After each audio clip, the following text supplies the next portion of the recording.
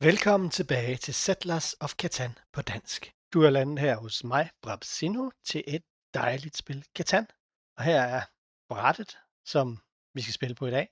Det er træ, træ, træ, og resten af ressourcerne er der jo ikke helt lige så meget af. Særligt ikke malm, hvor der kun er en enkelt 8, 5 pips over i venstre side, og som samtidig har den her træhavn i nærheden, som måske kan være interessant, når der er så meget træ, som der er her. Det er igen et sjovt spil, du skal se i dag. Jeg synes, det er et spil, hvor at der bliver truffet nogle lidt mærkelige beslutninger. Nogle gange, så tror jeg, at det er meget normalt for os mennesker at tænke lidt for meget på sin egen situation, i stedet for ligesom at se lidt mere holistisk på det, og lidt mere fra et helikopterperspektiv. Så nogle gange kommer man til at simpelthen ud af grådighed måske, og træffe en forkert beslutning, der kan have konsekvenser. Se med, så ved du måske, hvad jeg mener, når det er spillet slutter. For tredje gang i træk er vi første vælger, og jeg synes, vi ser rigtig mange amerikanere, både kanadier og fra USA. Men i dag er det et helt europæisk setup med Tyskland, Nederlandene og Serbien, som jeg skal møde. Og det er heller ikke det her sædvanlige diamond-felt, de er op mod. Det er platinum-spillere. Det synes jeg godt, jeg kunne mærke. Det kan du jo prøve at se, om du synes, du kan mærke, når du ser spillet.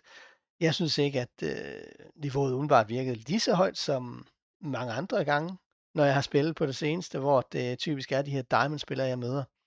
Sejrsprocenterne ligger på Nada fra Tyskland og Sela Baubika fra Serbien på omkring de 30%, mens at nederlandske Flingo alene har en sejrsprocent på 20. Og jeg selv ligger lige over 25 med 11 spil indtil videre i sæsonen. Og det her, det er så det 12. Lad os komme i gang med spillet. Så er det tid til selve spillet. Og vi har jo førstevalget. Igen, fristes man til at sige. Malm, det er vist herovre. Hvordan får vi grejet det an? Hvis vi skal have kornet, så er det jo den her. Hvis vi tager den her, så er der godt nok langt til havnene. Og så åbner vi op for begge de her. Det kan jeg jo selvfølgelig heller ikke. Det kan også godt være, at det er fint nok at lokke nogen til det. Den her ofte er den, der giver den bedste havn. Den her nede, den giver sådan noget korn. Dobbeltkorn. Men er der ikke en chance for, at vi kommer på noget småtterier med det der korn på tilbagevejen? Vejen er der jo en del af, så hvis der nu kommer et par vejspillere, så kan de konkurrere med hinanden der. Så skal det være, at jeg kommer i krig med den anden spiller med det her. Det er den her, der har Vestproduktion. Den her er selvfølgelig lige så godt. Men som sagt, så ved jeg ikke rigtig, hvordan vi får noget. Jeg ved ikke rigtig, hvordan vi får noget uld på tilbagevejen. Så skal det være hernede på det her. På den her. Kan den her være ledig? Lad os nu gå med den her. Så er der både det, hvis vi kan få noget korn på tilbagevejen. Eller hvis vi kan få noget ler til det her. Vi skal jo nok bare have noget korn, og korn er den vigtigste ressource i Catan. Så det kan selvfølgelig være, at jeg allerede nu skal sidde og fortryde, at vi ikke tog den her, så gik herned af, og så kunne vi få den her ned. Det kunne måske også have været en ting. Vi har da fået en fin produktion med det her. Og muligvis vej op til den her. Alternativt den her. Men må ikke der er nogen, der går med den her. Skulle jeg have taget den her og have tunget andre ud i det her? Det kunne da godt være, at jeg skulle have gjort det. Taget den her, så går jeg nedad her. Så hvis der er andre, der vil på den her, så skulle de jo tage den her eller den her.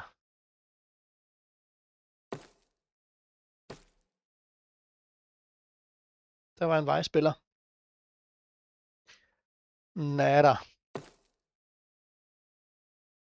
Der var også en, der gerne vil have noget produktion. Der måske må ikke fjerdespilleren så tager den her. Så måske komme hjem det her over, så bare gå fuldstændig på malm, korn, uld.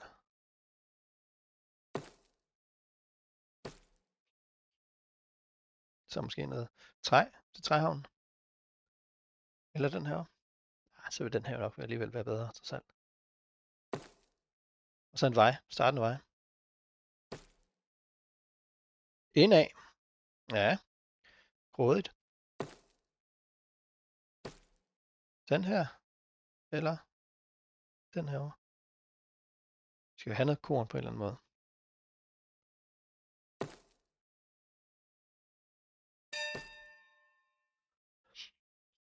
Er det korn, vi skal have? Det kunne det jo nok godt være. Tag den her i stedet for. Jeg ved ikke, hvorfor jeg så kigger på den. Det er jo det samme, det her. Så kan vi jo gå herned og åbne op for den her. Der har vi jo et ekstra settlespot, selvom at det kan jo sagtens ske, at vores orange ven, han var bedre, og vi er nødt til at prioritere for 3 til 1 havnen, fordi så vi kommer til at have en skæv fordeling. Den her, er der nogen grund til at overveje den i stedet for? 10 pips. 4, 5, 6, 7, 8, 9 pips. En mindre. Jeg tror altså, vi tager den her og går herned. Og så først prioritet havnen, anden prioritet den her.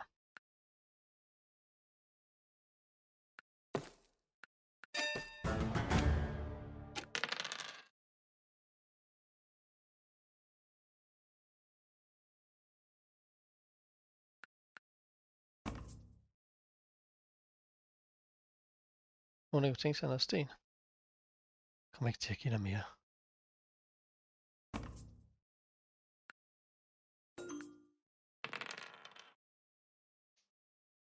En 4.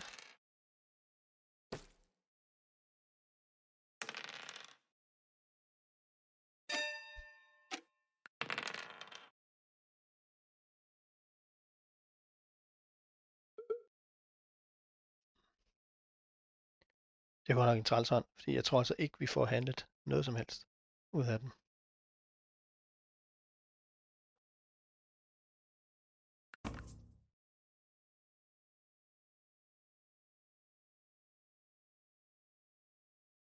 Det er ikke interesseret i. Så holder vi altså hånden.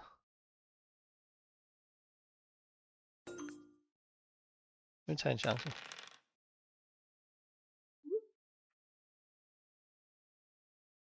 Nej, ellers tak. Nu stjæler noget sten fra mig.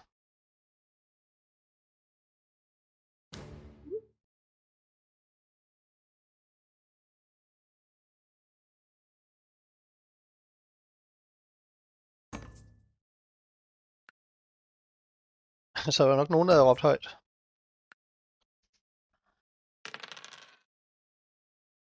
Altid noget, vi får den fjernet derfra. Men mig igen så? Nej, heldigvis ikke.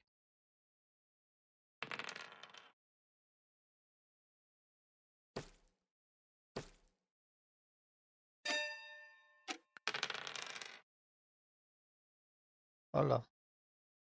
Det var alligevel noget af en trælscene, det der.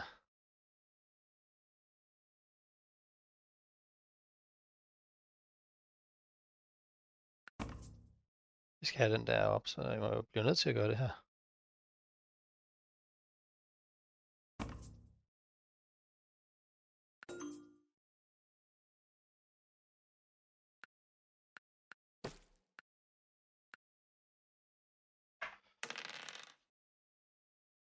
Så er der stadig lidt tilbage. Men jeg tænker, det var en vigtig ting. Det var et mærkeligt move, han lavede. Men det kan da også godt være, at det bare var for at forsvare havnen.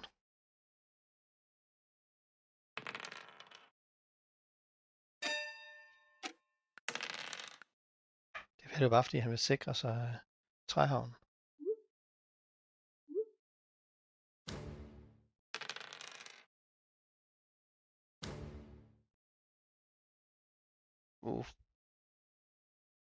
Altid noget.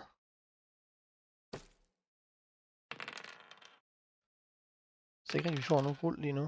Frem der er lidt her. Så har vi lige pludselig en masse af det her. Kan vi lige se, hvad vi kan bruge til lige nu? Så er altså chancen holder hånden.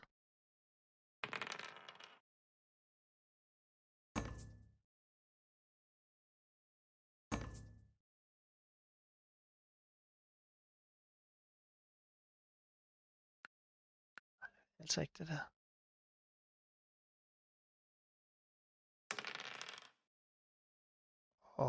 Så er vi lige pludselig alt det korn.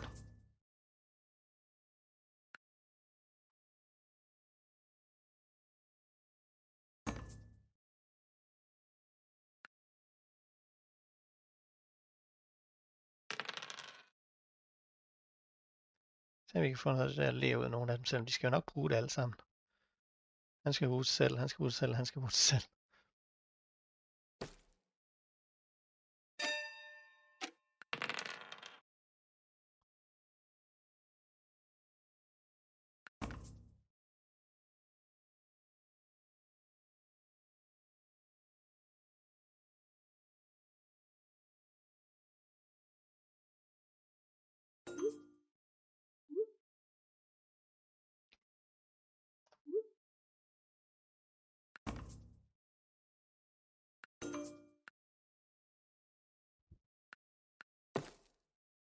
Skylder vi rød en no-block.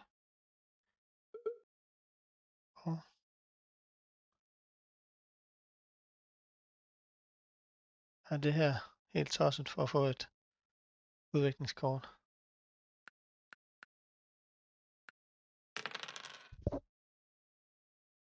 Det var det nok ikke.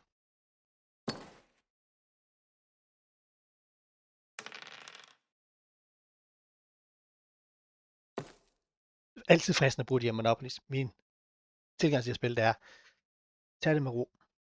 Tålmodighed. Hvis jeg bruger den i starten, så så er det fristende at tage alt det der mursten, der er derude. Men jeg tror bare på, at hvis man bruger det til at, ligesom at komme godt fra start, så bliver man hældt ind, hvis man kommer foran, og det er bedre at bruge det senere, hvor det virkelig kan finde ud af det. Og lige nu der har jeg heller ikke nogen kort på hånden, så jeg vil ikke rigtig kunne bygge det store af det, ved det.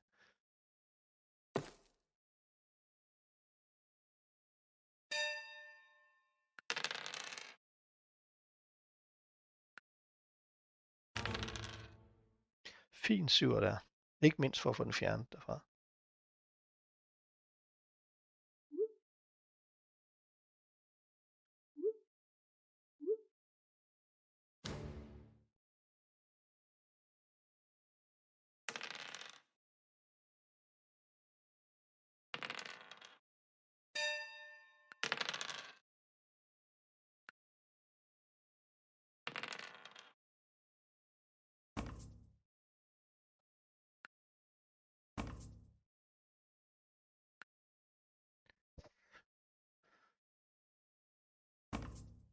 Jeg synes, der er nogle andre, der kom bedre fra starten mig her. De her byer her. De er værdifulde. Jeg ved ikke, om vi nogensinde kan nå herned.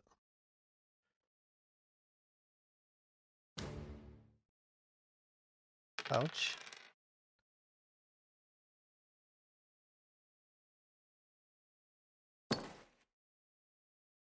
Ja, nu skal vi til at ham her sort.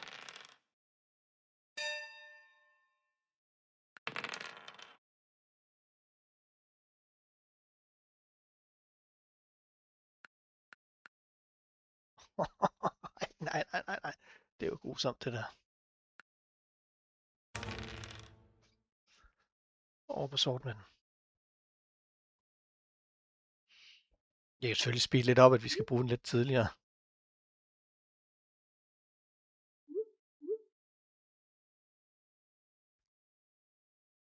Men altså med at røve sort.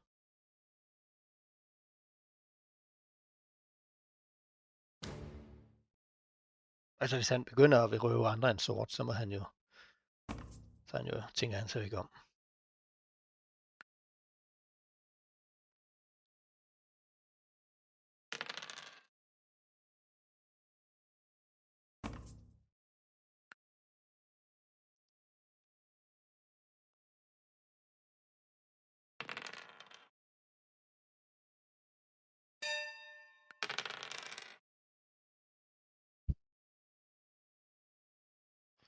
Vi holder hånden.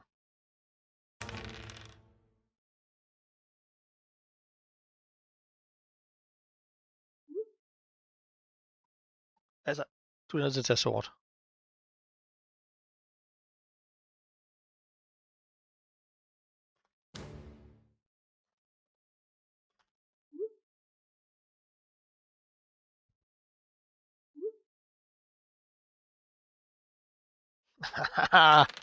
Nej.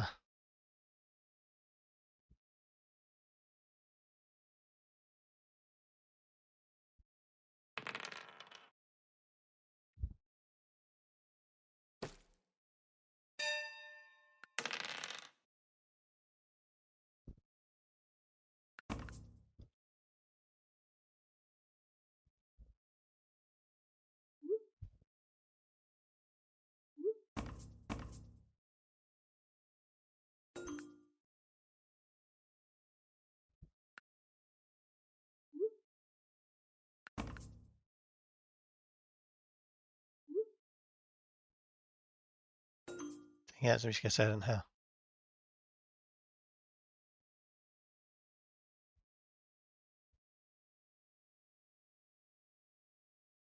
Ja, heroppe. Og vi har fået et udviklingskort.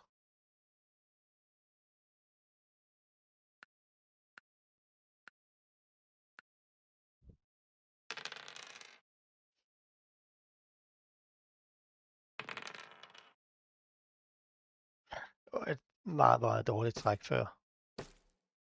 Der var også røde ven.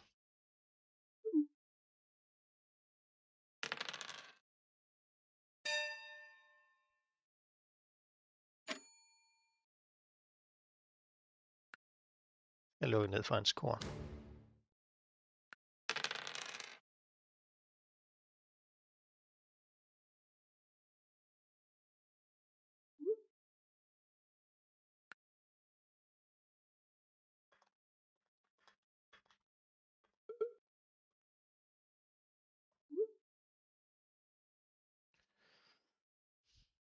Vi skal jo have de her videre. Det kunne være fristende at begynde at se, om jeg kunne få en by, men jeg bliver simpelthen nødt til, at jeg skulle have videre.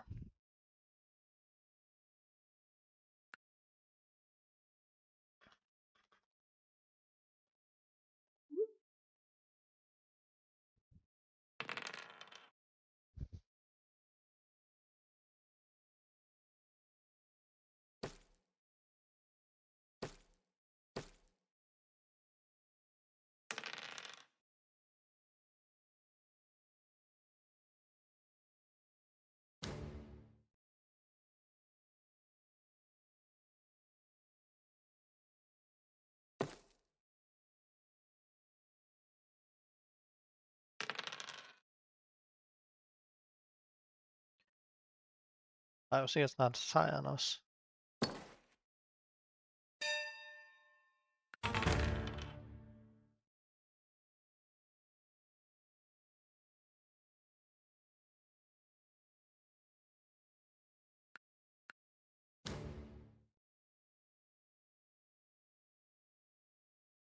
Så ikke rigtigt, vi kan noget her. Selvom det er jo også tosset der.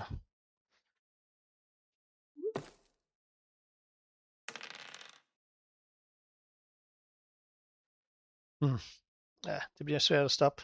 Flingo.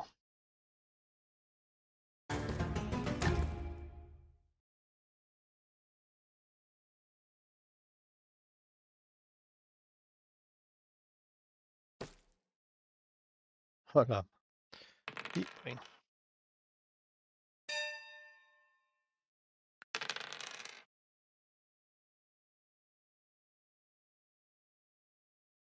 Syv alligevel stadigvæk ikke, det kan betale sig. Han har nok 8 kort, men det er jo sådan noget meget træ, meget af det.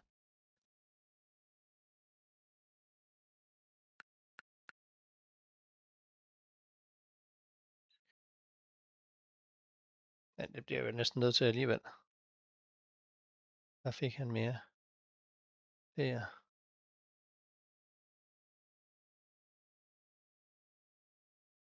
og den der lærhavn. Og fik han der 2. Hvad gjorde han så?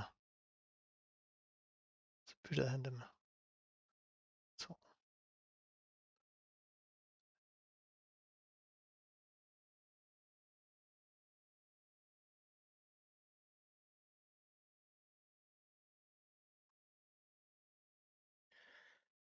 Vi har jo, vi skal jo have riddermarken.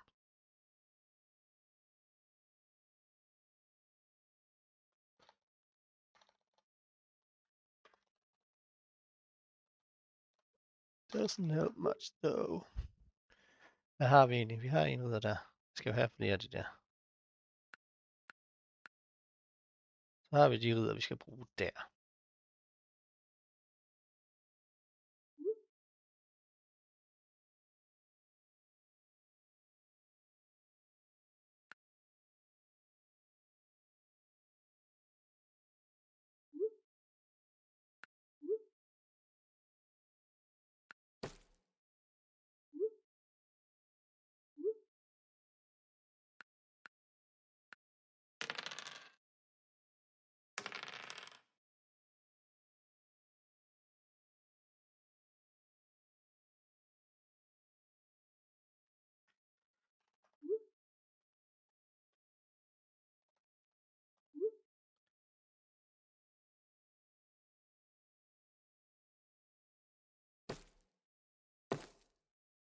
Minus 3 point.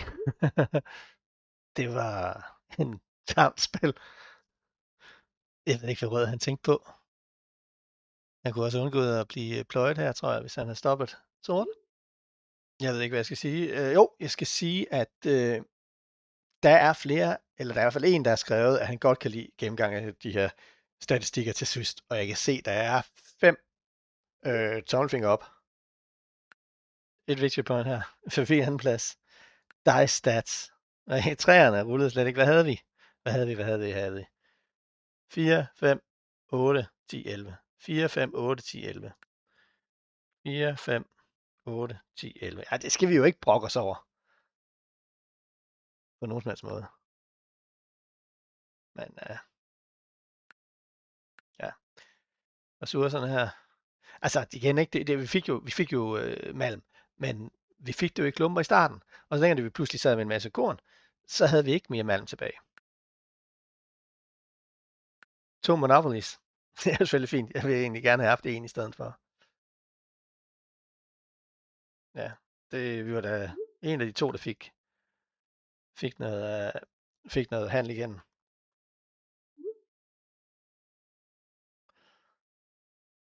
Så ja, han rullede jo klart mest med terningerne. Det hjælper lidt på det.